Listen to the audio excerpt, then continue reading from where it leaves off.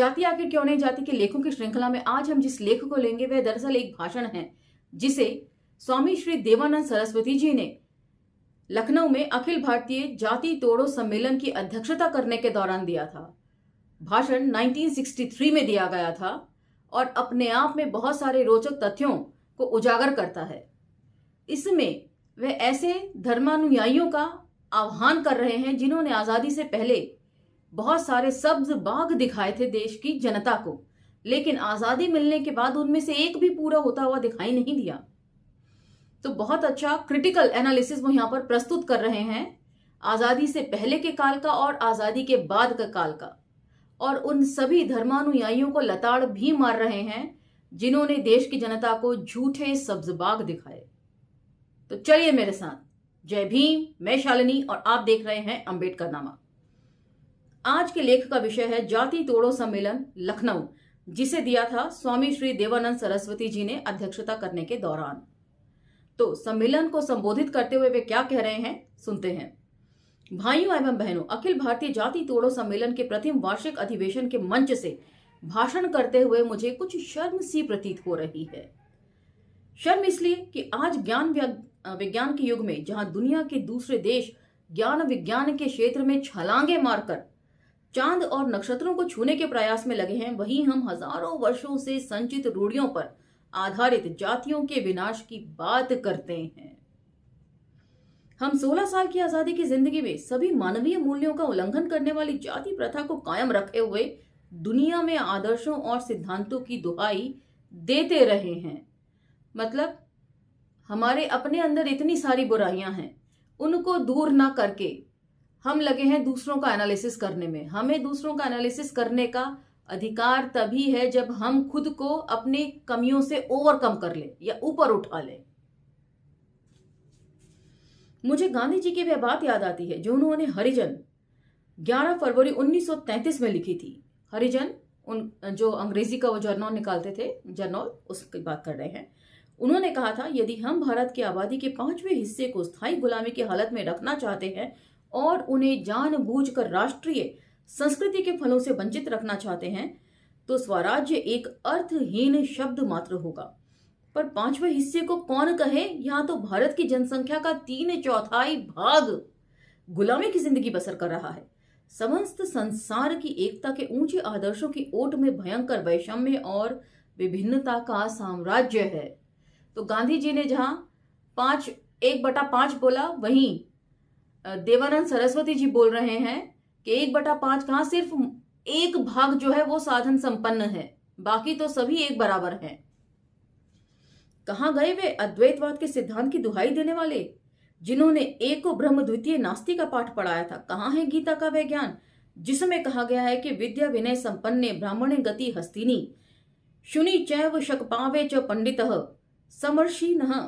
आज कहां है वैदिक सभ्यता के वे पुजारी जो संग छध्वम संब दध्वम संबो मनासी जात नाम अर्थात या अथवा समिति समाति समानम मनः समानम मंत्र समचित्त मेषाम का नारा दिया करते हैं। बुलाइए उस उपनिषद के रचयिता को जिसने समान प्रसव जाति ही अर्थात एक समान पैदा होने वाले लोग सब एक जाति के हैं ऐसा भाष्य किया। मैं आप सबों की ओर से इस भारी सभा में अपने देश के सभी मतों के संत महंत और धर्म प्रवर्तकों से पूछना चाहता हूं कि बताओ, कहां है तुम्हारा समानता और स्वतंत्रता का सिद्धांत? कहां है गीता का वह ज्ञान जिसमें बताया गया है यदा यदा ही धर्मस्य ग्लानिर्भवति भारतः अभ्युत्थानम अधर्मस्य तदात्मानं सृजाम्यहम्। अब वह आत्मा कब उतरेगी जमीन पर? दीनहीन पतित लोगों की रक्षा कौन करेगा? अधम पापी चोर बदमाश लुटेरे एवं मानवता का संहार करने वालों का संहार कौन करेगा और कब करेगा? तो कौन करेगा से भी कहीं ज्यादा इंपॉर्टेंट है कब करेगा। मैं आज संत कबीर, दयानंद, गांधी, दादूपंथी, दरियापंथी और रामानंद इत्यादि सब धर्म गुरुओं को ललकारता हूं कि सब संभालो, बहुत धोखा हुआ। आपने कुछ कहा और किया कुछ और। जरा इन धर्म प्रवर्तकों की वाणी को उलट पुलट कर पढ़िए। तो एक ही चीज की बहुत सारी प्रिडिक्शंस की जा सकती, इंटरप्रिटेशंस की जा सकती हैं।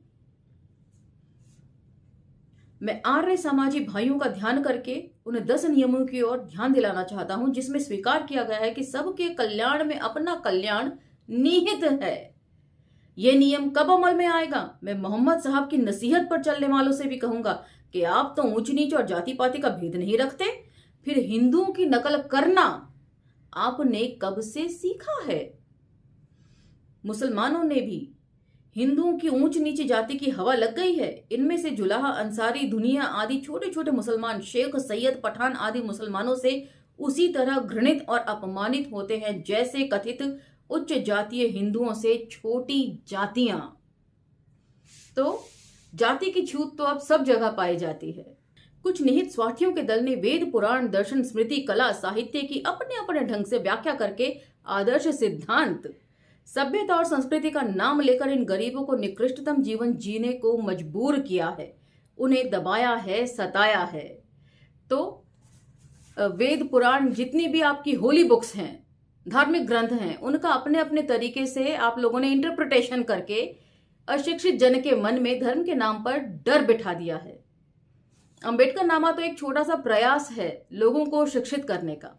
आप अपने हिसाब से जब इंटरप्रेट करते हैं तो आप उसे भ्रम सत्य बतलाते हैं, और यही छोटा सा प्रयास जब अंबेडकर नामा करता है तो उसे जहर उगलना कह दिया जाता है, जो सही नहीं है। आप लोगों को भी स्वामी श्री देवानंद सरस्वती जी की बातों पर ध्यान देना चाहिए कि आखिर वे कह क्या रहे हैं।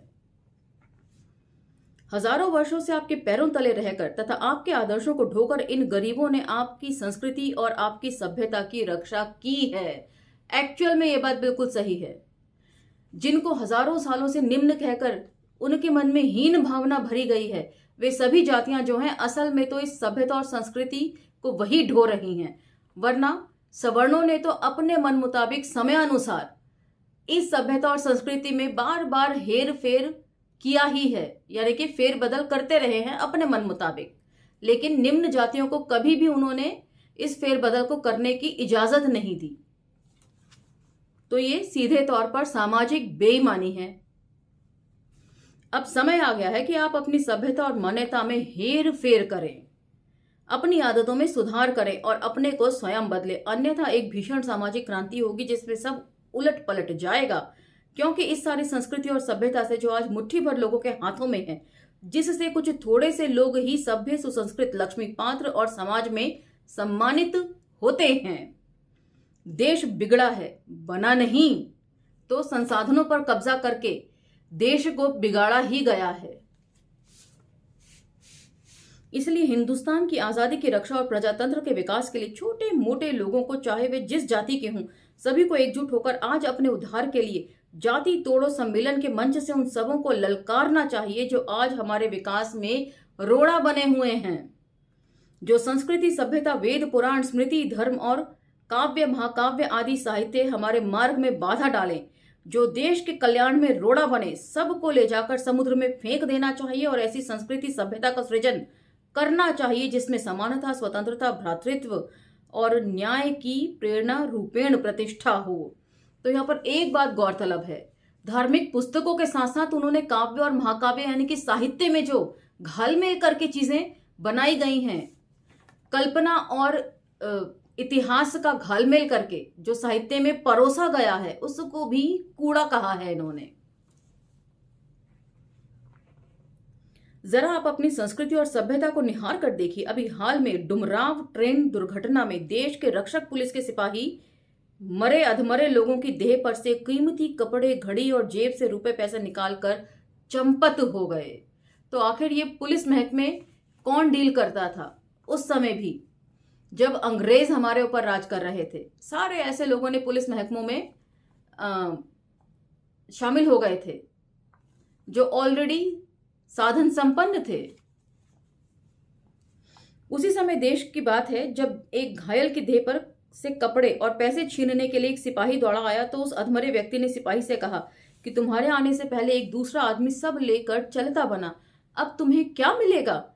इतने कहने के थोड़ी देर बाद ही वे बेचारा मर गया। यह है हमारे देश रक्षक सिपाही की करामात, और यही है आपकी सभ्यता और संस्कृति की बात।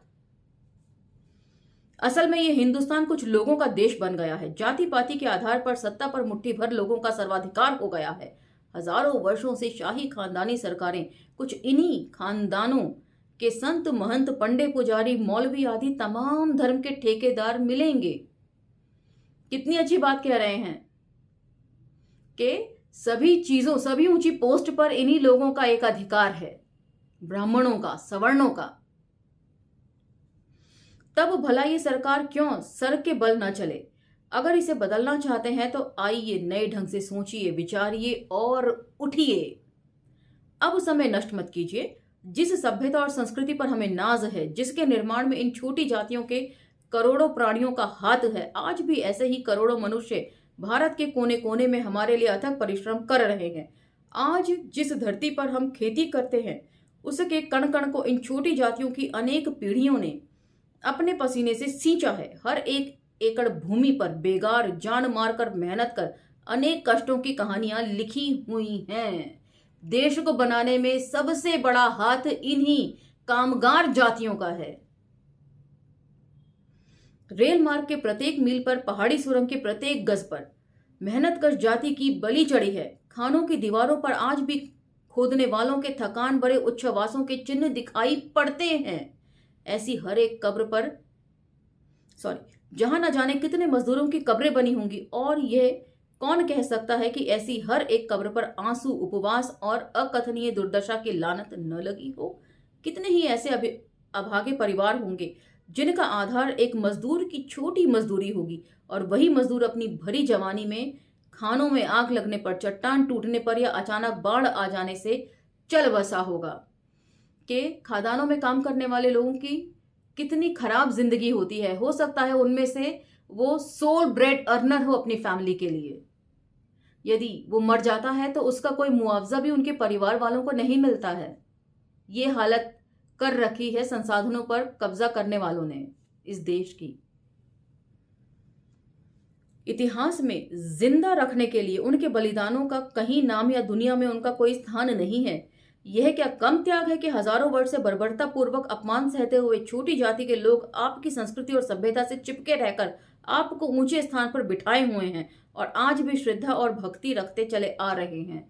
तो ये सबसे बड़ी बात है। जो ऊंचे पदों पर बैठे हुए लोग हैं वो कितने बेईमान हैं, इससे पता चलता है। कोई आपको मान सम्मान दे रहा है, कोई आपसे दब के रह रहा है कि आप उनसे बड़े हैं, सब चीजों के ज्ञाता हैं, ऐसा मानता है, तो आप उसको बेचारे को किस तरह दुत्कार रहे हैं। तो ये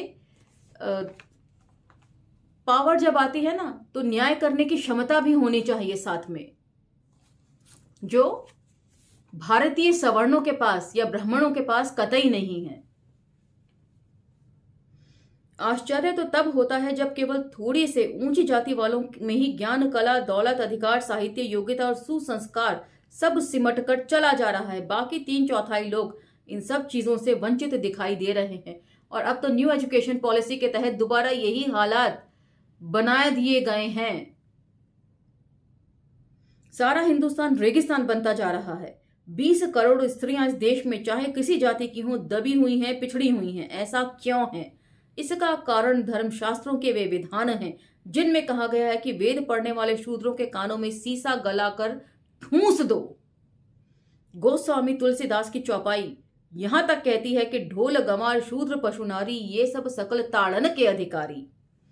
वहां हम दूसरी क्या उम्मीद कर सकते हैं? यहां तक ही नहीं, नारी समुदाय को रामायण में नरक की खान बताया गया है।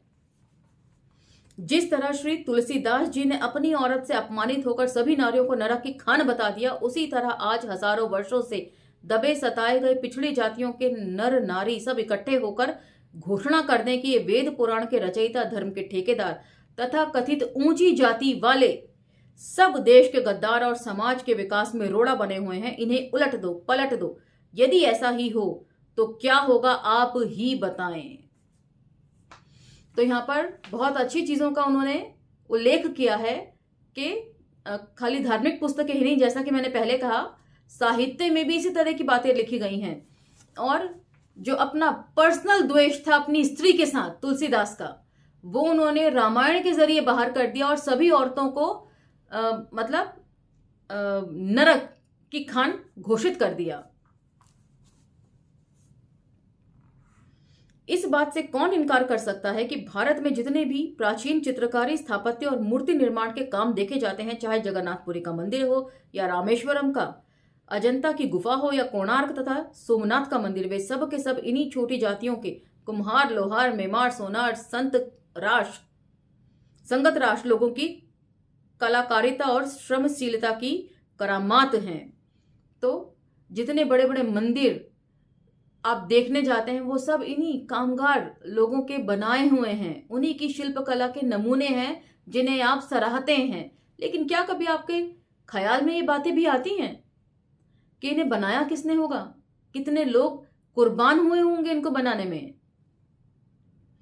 यहां तो काम करने वाले कोई और हैं और नाम कमाने वाला कोई दूसरा। इसी अन्यायपूर्ण प्रथा के फल से कुर्सी पर बैठकर दिमागी काम करने वाले को ऊंचा माना जाता है और शरीर के मेहनत करने वाले को छोटा समझा जाता है। यही कारण है कि लोग शरीर से श्रम करने में, मेहनत का काम करने में हिचकिचाते हैं और उसे छोटा समझकर दूर भागते हैं, क्योंकि श्रम की महिमा नहीं है, कदरो कीमत है आराम तलबी और हराम खोरी की, भिक्षाटन करके जो अपना गुजर बसर करते हैं। इधर शोरगुल मचाया जाता है कि खेतों और कारखानों में पैदावार कम होती जा रही है, परंतु वास्तविकता सूर्य की तरह प्रकट है। मनुष्य समाज से पृथक नहीं है, जैसे मनुष्य होंगे वैसा ही समाज का रूप होगा। शारीरिक श्रम को ऊंच नीच की भावना से अलग रखकर इसके प्रति हीन भावना को छोड़ दिया जाए तो आज हम सब उद्यमशील हो जाएं। अतः आज नैतिकता की मांग है कि समाज से जातियां टूटें। आज न्याय की मांग है कि उन पिछड़ी जातियों को जिन्होंने हमारी सभ्यता और संस्कृति की दीवार खड़ी की है, समाज के सर्वोच्च नहीं तो समता का अधिकार मिले। आज राष्ट्रीय उत्थान की आवश्यकता है कि सामाजिक शारीरिक श्रम करने वाले को प्रतिष्ठा करना सीखें। आज राष्ट्रीय जीवन की मांग है कि हम सामाजिक भेदभावों को मिटाकर एक सूत्र में बंध जाएं और आज हमारी अंतर्राष्ट्रीय प्रतिष्ठा की मांग है कि अपने भीतर से जाति पाति का कोड़ मिटाकर देश को एक प्राण और शक्तिशाली राष्ट्र बनाएं, ताकि दूसरों को हमारी ओर उंगली और आंख उठाने की हिम्मत न हो। तो आइए हम सब मिलकर इस सम्मेलन में एक ऐसी देशव्यापी आंदोलन और संगठन को जन्म दें जो हमारे सामाजिक जीवन को जकड़कर जड़ बनाने वाली इस जाति प्रथा का शीघ्र अतिशीघ्र अंत कर सके। अखिल भारतीय जाति तोड़ो सम्मेलन लखनऊ 1963 में संबोधन। तो ये लेख था जो अपने आप में बहुत सारी चर्चाओं को समेटे हुए था। छोटे से लेख में ही उन्होंने सारी बात कह दी स्वामी श्री देवानंद सरस्वती जी ने। मैं यदि इसे अपने शब्दों में बयां करूं तो मैं कुछ इस तरह करूंगी। जब तक आप खुद नहीं चाहेंगे कोई बदलाव नहीं पाएंगे। अंबेडकर नामा तो बस एक प्रयास मात्र है। आपको खुद ही दूर करना अपना संताप है। शिक्षा मिली, संसाधन जुटे, क्या अब भी ना होगी पे बैक टू सोसाइटी की बातें? तो इसीलिए इन सभी बातों पर आप गौर जरूर कीजिएगा। मुझे दीजिए आज्ञा और मिलते हैं अगले एपिसोड में एक अगले लेख के साथ। धन्यवाद।